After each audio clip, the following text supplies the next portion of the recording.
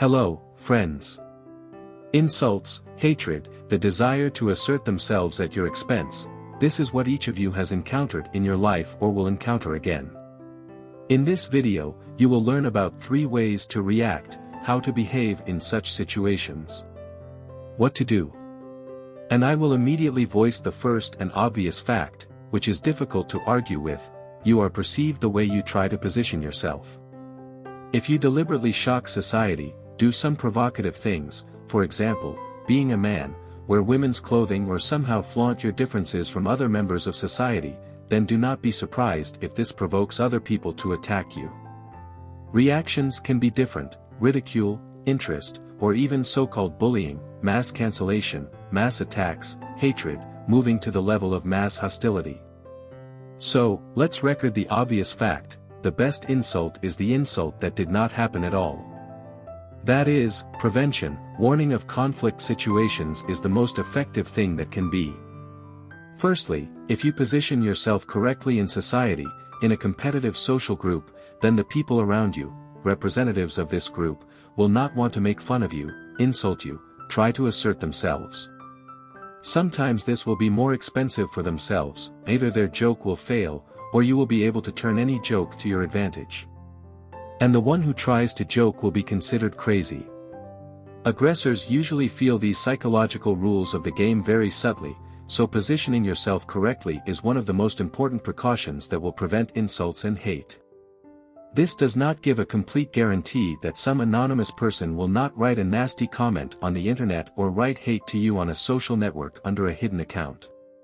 But still, positioning yourself in proportion to the society you are in is a very broad concept that includes what you broadcast, what you say, and your appearance, behavior, manners. Primates in communication primarily pay attention to appearance, smells, hair color, and so on, that is, to external attributes. If, for example, the Prime Minister or President of any country puts on dirty, unkempt clothes, gets all dirty, puts on rags and tries to go like that, for example, to an expensive restaurant or somewhere in a high-status public place, a museum, a theater, then the security will most likely not let him in, focusing on external attributes. This is how interactions work among representatives of the Homo sapiens species. Even despite the fact that a person himself will have a very high status in society, but hiding external attributes, he will inevitably nullify this status in the eyes of others. Let me give you an example, a well-known story that happened about 100 years ago in London. Then a very famous and rich Indian Maharaja Jai Singh was very seriously insulted. This guy loved to walk around London among commoners in ordinary clothes, in the clothes of the poor, and one day he came across a Rolls-Royce car dealership. Naturally, he was not allowed in, because they took him for a homeless beggar, a dirty and poor Indian. He, of course, was very much insulted, and the next day he returned to take revenge. Dressed in expensive clothes, like a king, accompanied by security, he came to this car dealership again. This time the employees of the dealership greeted the Maharaja with all possible respect, with honors. Seeing what kind of visitor he was, they even rolled out a red carpet for him. However, this did not help the Rolls-Royce company. This Indian bought 6 of the most expensive cars that day and sent them to his homeland to remove garbage and feces from cesspools in his homeland, in his home municipality. Just imagine what damage this act did to the company's image. As the rumor spread throughout London, throughout the world, the most expensive car brand began to suffer losses. When some rich Briton or American wanted to buy a prestigious and most modern Rolls-Royce model, everyone around giggled and asked, "Is this the model that is used in India to clean toilets and transport poop?" Representatives of the Rolls-Royce company tried several times to apologize to the Indian, to Jai Singh. They gave him several cars, came to apologize more than once. After that, the conflict was finally resolved and the cars were removed from the streets of India. This story is known by many and is often told in such a socialist context. In the system of socialist mythology. About how, supposedly, all people are equal, what a good Indian he is, how he did the right thing, that he taught a lesson to the arrogant British, those capitalists from the Rolls-Royce company. Because, supposedly, a person should be perceived for his soul, for his inner qualities, and not for his appearance. Like, the guards should have given even a dirty beggar in rags the opportunity to enter. But if we put aside all these ideological myths and consider the truth of life, then the guards, of course, did the right thing. A beggar could dirty the car models in the showroom, scare off other visitors with his appearance and the corresponding smell of a dirty body. This was not an insult in essence. The Hindu took for an insult what is natural in a society of people, in which a person's neat appearance is the first social marker. There is a saying for a reason: they meet you by your clothes, but they see you off by your mind. And this rich Indian was just a provocateur. He deliberately went into conflict, conducting such a social experiment with dressing up in the clothes of a beggar. What he did and led to the corresponding results. And what did he actually want? For each status, its own appearance. Clothes, appearance, this is a kind of tool invented by man, so that people do not get into such stupid situations. Therefore, whether you like it or not, comfortable or not, but if you are a bank employee or a school teacher, a doctor, then you cannot come to work in rags, in shorts, in a sport style of clothing.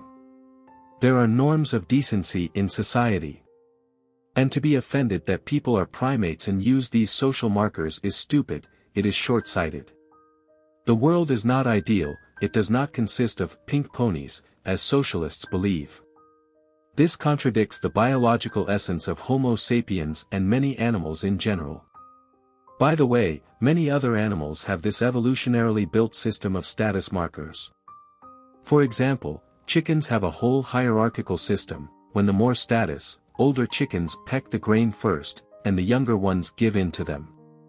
Or a rooster, when he sees chickens, is obliged to give them food, and only then enjoy it himself. This biological system was built over centuries, millennia, millions of years of evolution. I will tell you another very instructive story from life, which happened to one of my acquaintances, a friend. I will not say his name, so that he does not recognize himself from this story. It is not important. So this friend of mine has a very specific picture of the world regarding the relationship between men and women. There are people who are called misogynists. So this friend of mine, having such convictions, always tried to check the girls he dated. When he arranged a date with a girl, he would deliberately wear cheap clothes, never use a car. And when he talked to girls on a date, he would always tell them that he works as a simple worker at a factory, lives with his mother and has very little money. Naturally, after some time the girl gives up on him and their relationship does not work out. In fact, my friend is doing very well financially, he is a hard-working guy, he has his own house and his own car. But these beliefs make him receive confirmation of his theories every time. Every time he broke up with such a girl, he would get into his expensive Mercedes and, driving past the girl, wave his hand. Like, all women are greedy, they only meet men for money. And after that he loves to tell these stories to all his friends. Like, how selfish women are, how bad they all are. That is, my friend is constantly obsessively looking for confirmation of his theories.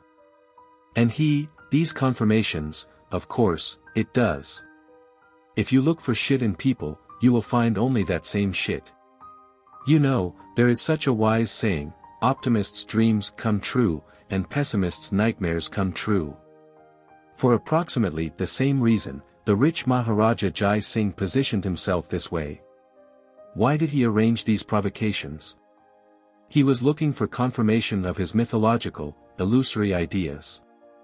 Many socialists make approximately the same mistake.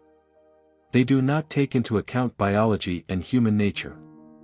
They do not take into account that in practice only the capitalist system can work effectively. By dressing up as a poor man, Jai Singh provoked a situation in advance when the security guards of the automobile center could not treat him differently. So, appearance, positioning oneself, in people is the most important factor of social status. For example, a doctor cannot wear too cheap clothes, a budget watch. It is not recommended to visit too cheap stores and hypermarkets, as this can lower his status in the eyes of others. And people will simply stop to go to such a doctor. Therefore, positioning is the first thing everyone should pay attention to. If you position yourself, for example, as a banker, this is one story, if as an athlete, then a completely different one. If you have already gone on a first date with a girl, then you should not dump all the negative information about yourself on her, tell her that you are unsuccessful, you have no money at all, you live with your mother. A normal girl, of course, will be immediately scared off by this. Because she is evolutionarily designed in such a way that she wants to see a successful, active man as the father of her children, who is able to protect future offspring, feed them, solve problems, and not create them. And there is nothing unusual in this. It is stupid to be indignant at obvious things in life, it is stupid to resist biology. So, it is very important to distinguish insults, the feeling of insult from criticism. Criticism is aimed at something that can still be somehow corrected. An insult always puts one thing at the forefront, to take away status and bring suffering to the one who is insulted. If someone is told, "You are very fat," or "You dance badly," then this is more criticism than insults. Because in theory it is possible to lose weight and learn to dance well, if you really want to. But if someone is called a freak, clumsy, then this is more like an insult. Because it is already impossible to fix it, the label has already been hung. If they say, idiot, fool, mistake of nature, then this can no longer be fixed. It does not depend on you. Then this can be called a direct insult. Although, of course, a lot depends on the context. When we mix constructive criticism and insults, we can only provoke a conflict, fan the fire of a quarrel. Why do people use such a tool as insults? Yes, this is precisely a peculiar tool for interaction between primates in one group.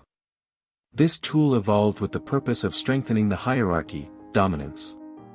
In biology, this is the system of submission-dominance in animal communities.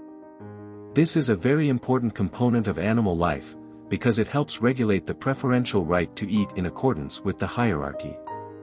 As I already mentioned, for example, chickens have such a thing that old chickens have a preferential right to peck grain first compared to younger individuals. Different types of hierarchy are established between animals in nature, gender, age. Homo sapiens in this sense is no exception to the rule.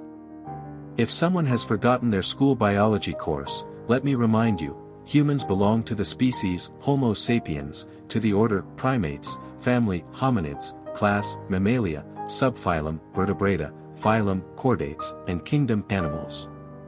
Evolutionarily, the mechanism was built with the goal of ensuring that individuals do not constantly figure out who will feed first, so that they do not trample, do not kill each other.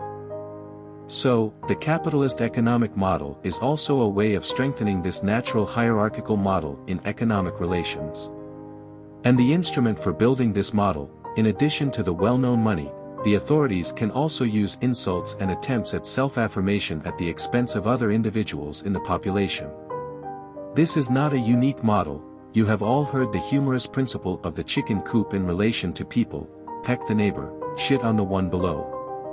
Only in humans the system is built on the basis of certain status markers: clothes, smartphones, jewelry made of precious metals, cars, factories and ships. In new male and female groups, newly formed, in the first days of communication, it is somehow customary to roast each other, joke, feel out newcomers. First, they launch a light joke or a light insult and watch what the first reaction will be. What is the status of this person? Will he object? Will he defend his status? People, like most primates, check each other's rank, clarify who is high-ranking and who is low-ranking. A high-ranking male or a more experienced female usually already during the first weeks of communication in the group puts themselves a little higher than others, since they successfully fight off all these insults.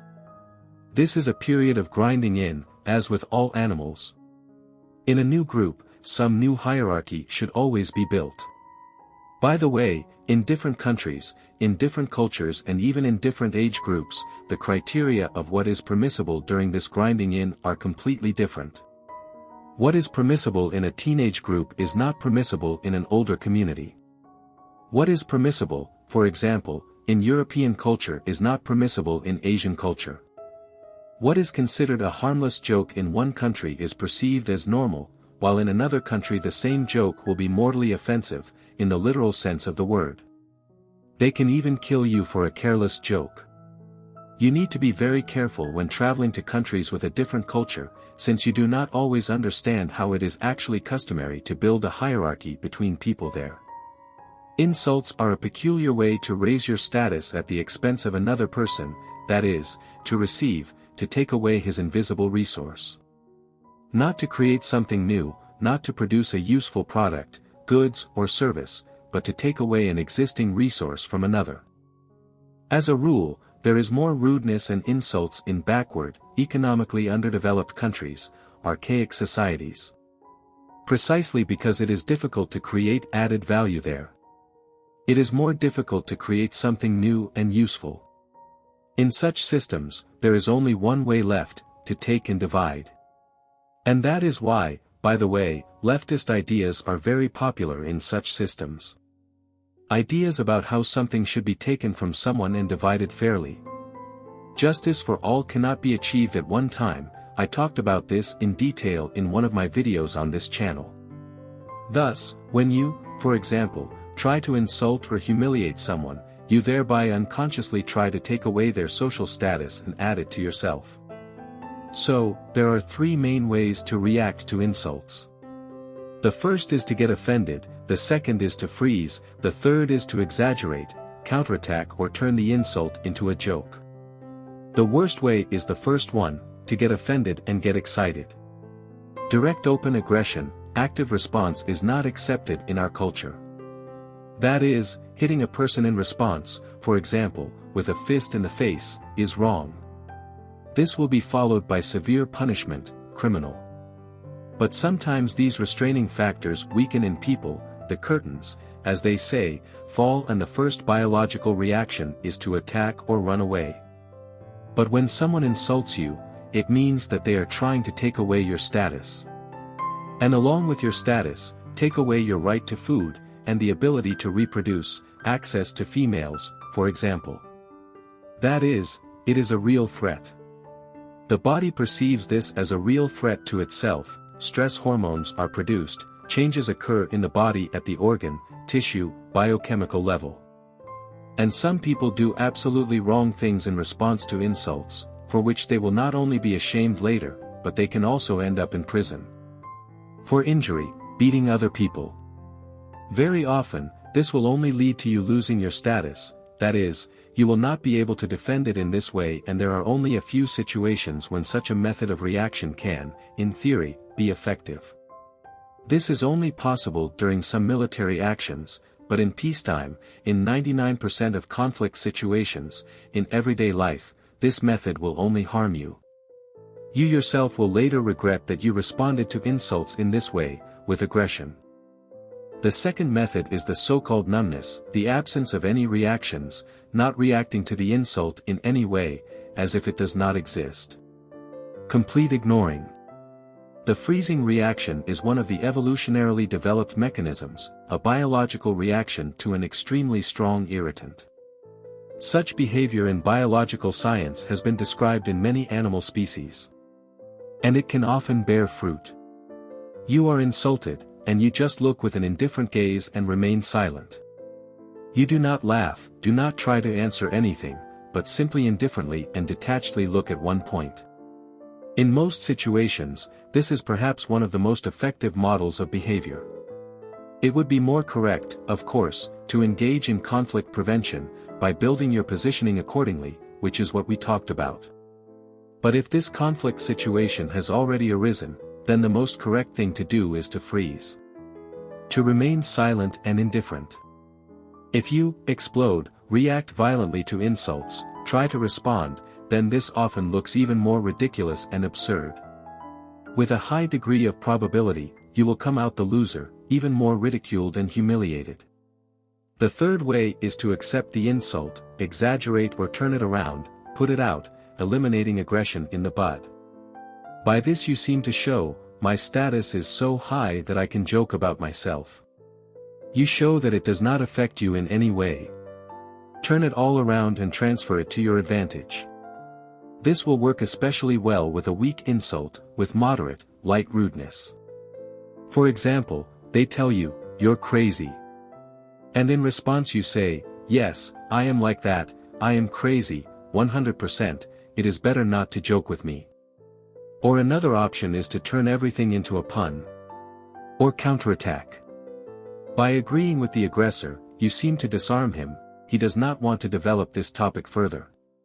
He was counting on your resistance, on your reaction, on your emotions, and you have nipped the seed of conflict in the bud. As a result, the aggressor himself may lose his status, and you will retain yours or even strengthen it. A well-aimed counterattack, especially with humor, can help discourage the attacker and make him feel vulnerable. When you feel confident inside, it is harder to insult you. The ability to even laugh at yourself can be perceived by others as your self-confidence. This can even add points to your score in the eyes of witnesses to the conflict. But this is a very dangerous method. If you do not have a sparkling sense of humor and do not feel 100% mastery of oratory, then it is better to choose ignoring and freezing, that is, the second way of reaction. And the third way, I repeat, will work in case of rudeness or a slight insult, but it is not suitable in every situation to joke and counterattack. When you are dealing with a professional stand-up comedian or a person trained in rhetoric, who is in an advantageous position for himself, the position of a joker, then it is much more difficult to respond to such attacks. You all remember the famous story when Will Smith lost his temper at the Oscars and punched Chris Rock in the face. The showman had offended Will Smith's wife in his jokes and he decided to react according to the first type of reactions, that is, to attack aggressively, to punch the showman in the cheek. Usually no one gets away with this. Unless, of course, it's a staged scene. In such situations, a person feels the hopelessness of his situation and animal instincts break out. It is very difficult to hurt a comedian in response. Everything you say, he will turn into a joke and this will only work to increase his authority and status. Therefore, Will Smith chose not the most correct, but for him in that situation a saving solution, to punch his opponent in the face. But trying to respond in the first way often does more harm than good. Trying to counterattack or joke around, exaggerate, in the third type of reaction, this may not work in all situations. So, I have listed 3 possible options for reactions to insults and hate. Remember that if this insult is somewhere on the internet or from people who do not play any role in your life, some strangers to you, it is better to ignore and avoid it altogether. The same applies to any showdowns in which you are not a participant, but try to interfere from the outside.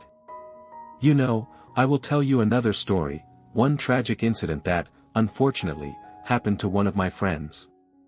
When he, as a young guy, was returning late at night in one of the residential areas of the city, he heard shouts and a showdown of a drunk man and woman on the street near one of the houses. As it turned out later, they were a husband and wife who had been abusing alcohol for a long time. He could not pass by and ran to separate them. As a result, he was stabbed in the lower back by his drunk husband. As a result, the husband and wife soon made peace. Within 5 minutes after the incident. And this friend of mine miraculously managed not to die from bleeding and was taken to the hospital by ambulance with a stab wound to the kidney. As a result, the young man had to have his damaged kidney removed. And a few years later, unfortunately, he suffered a viral infection and the second kidney failed. As a result, the man's whole life was ruined, it went downhill. A few years after the second kidney failed, he got sick with something else and, unfortunately, died at a fairly young age, at the age of 35.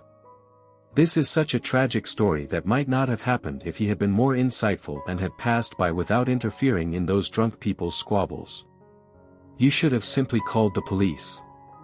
Very often, when we see a conflict that, at first glance, requires our direct intervention, a husband beats his wife. It seems unfair to us, go ahead, Superman is rushing to help. Since childhood, we were taught to help everyone and always, regardless of any circumstances. But as soon as we take a closer look, we will see that it turns out that the wife was waving her bag and trying to hit her husband in the face. Which means that she was most likely not in any danger. It is better, as it should be, to call the police and not interfere in such nighttime showdowns yourself. You will be safer. Conflicts and insults should be prevented in the bud, not provoked, avoided, and not heroically try to save your reputation, status and, ultimately, your life. I hope it was instructive and useful. Subscribe to this channel, there will be many more wise thoughts and useful, instructive stories. Thank you for your attention and see you soon.